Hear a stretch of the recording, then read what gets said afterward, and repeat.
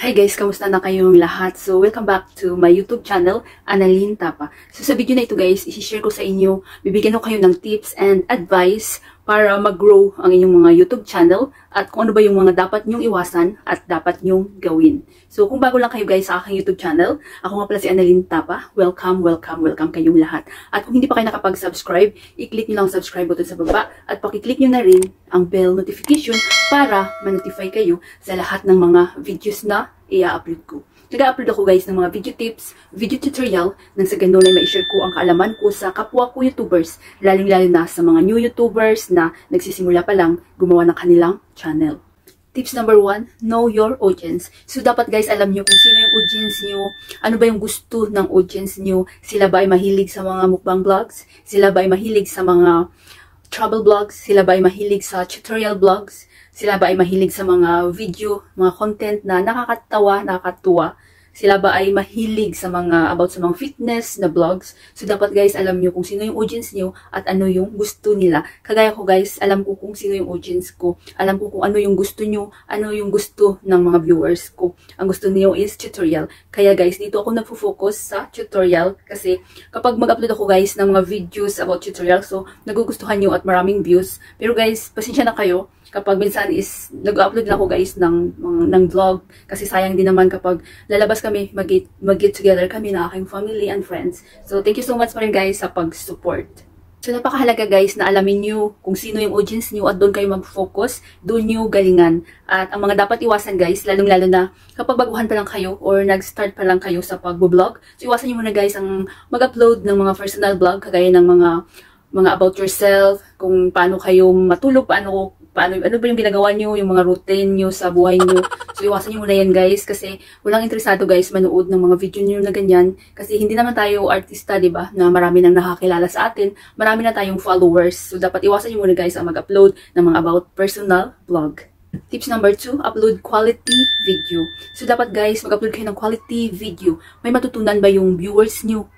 May mapupulot ba na aral yung mga viewers nyo?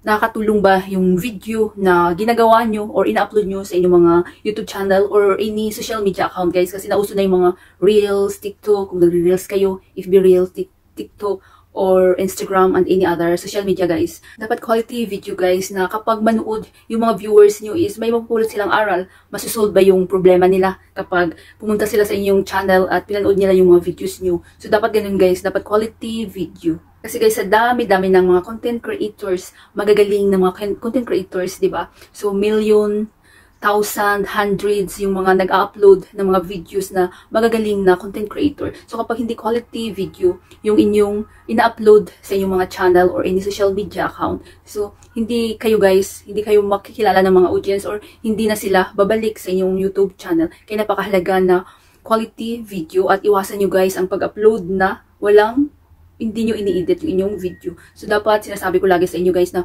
matuto kayong mag-edit. Pag-aralan nyo kung paano mag-edit guys ng inyong mga videos. Kasi ako dati guys, wala rin akong kaalam-alam sa pag-edit ng video. So, sa sarili ko lang guys, mismo yung natuto. So, kung gusto nyo talaga matuto, manood kayo ng mga videos kung paano mag-edit at iwasan yung ikukumpara nyo yung sarili nyo sa iba. Diba? Kasi lahat naman tayo ay may kanya-kanyang paraan, may kanya-kanyang technique, at lahat tayo is special and beautiful. Tips number 3, thumbnail. So, napakahalaga guys ng thumbnail. Matuto kayo gumawa ng attractive thumbnail or clickable thumbnail para sa inyong mga videos guys. At kung hindi pa kayo nakakaalam kung ano ba yung thumbnail, so ito yung pinaka-profile picture ng ating YouTube. So, kapag i-recommend or lalabas yung inyong mga videos sa recommended page or any other features na nire-recommend ni YouTube sa mga search result. So, dapat guys, mahalaga na attractive yung thumbnail nyo. Kasi kapag hindi attractive guys, hindi yan ma-click, hindi yan ma-view ng inyong mga viewers. So, baliwalain nila yan kasi sa sinabi ko, sa dami-dami ng mga content creators, magagaling na mga content creators ang mga nag-upload ng mga videos every day, every minutes, every seconds guys. So, kapag wala kayong effort sa paggawa ng thumbnail, so hindi talaga guys, walang possibility na maklik ng inyong mga viewers yung inyong thumbnail. So, kagaya nito guys, kapag hindi kayo gumawa ng thumbnail nyo, kapag mag-upload kayo ng videos, so Si YouTube na mismo guys ang mag-screenshot sa inyong mga videos na para maging thumbnail. Kagaya nito, ito guys, hindi ko ito ginawa. So si YouTube na mismo ang nag-screenshot niyan. So kayo guys, saan ba yung pipiliin niyo, yung na-screenshot ni YouTube or itong ginawa ko? So dapat guys, matuto kayong mag-effort kayo, pag-aralan niyo kung paano gumawa ng mga clickable thumbnail, attractive thumbnail.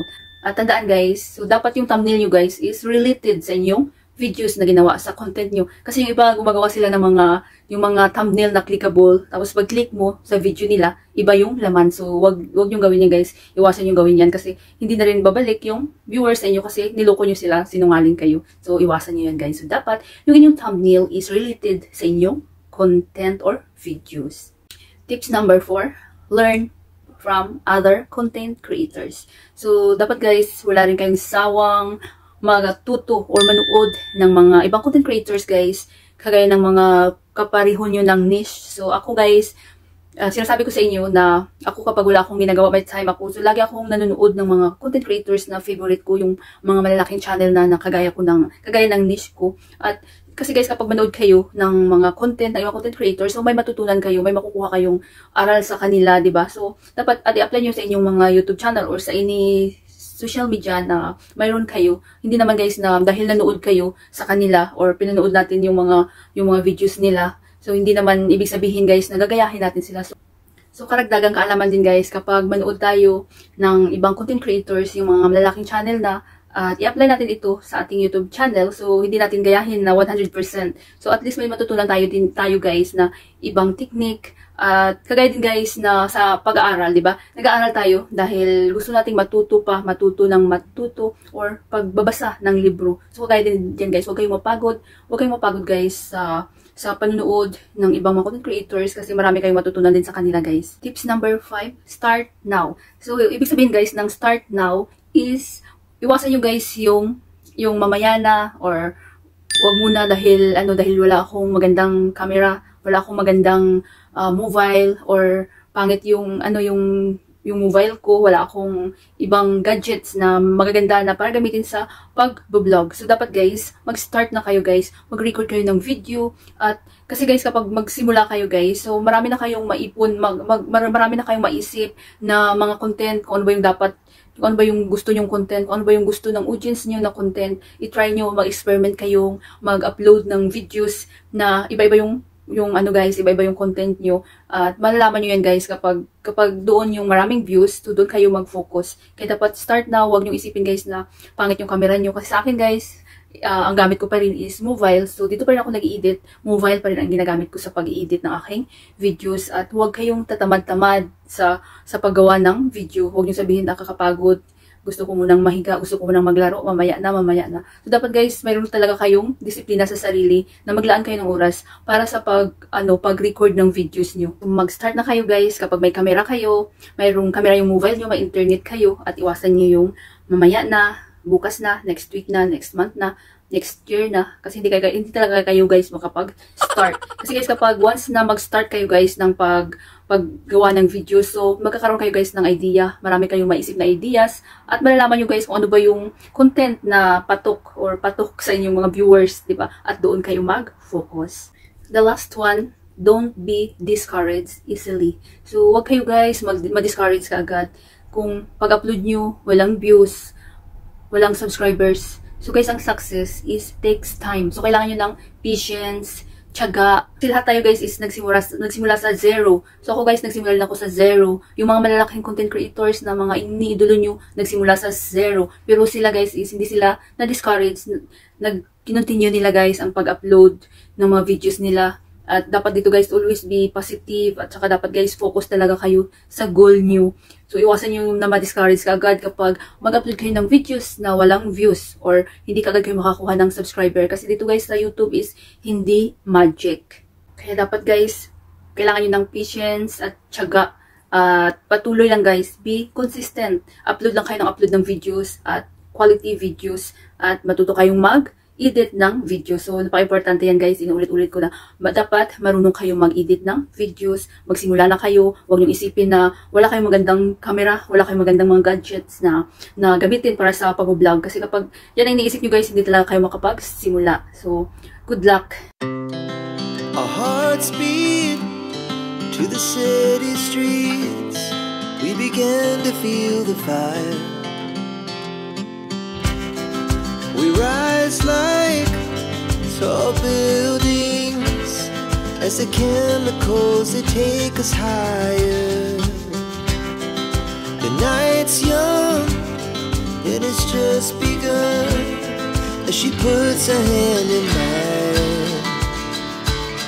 We wanna chase the night, wanna dance to the light, pull the stars from the sky, just two hearts running wild. Never sleep, never stop, as we shout from the top. We're gonna be two hearts running wild.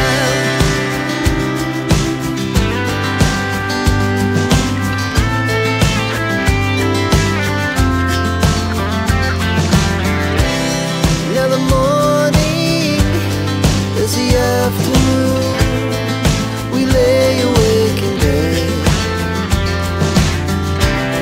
The laughs so loud as the hours pass. We're gonna do it all again. We wanna chase the night, wanna dance to the light, pull the stars from the sky, just two hearts running wild. Never sleep, never stop, as we shout from the top. We're gonna be. Sana guys may natutunan kayo sa video tutorial ko na ito at maraming salamat sa panonood. Kung mayroon kayong mga question, suggestion, and request, just leave a comment down below. At huwag niyong kalimutan mag-like, share, comment, at kung hindi pa kayo nakapag-subscribe, i-click niyo lang subscribe button sa baba at pakiclick niyo na rin ang bell notification para ma-notify kayo sa lahat ng mga videos na i-upload ko. Always be happy guys, be positive, avoid nega. See you next time!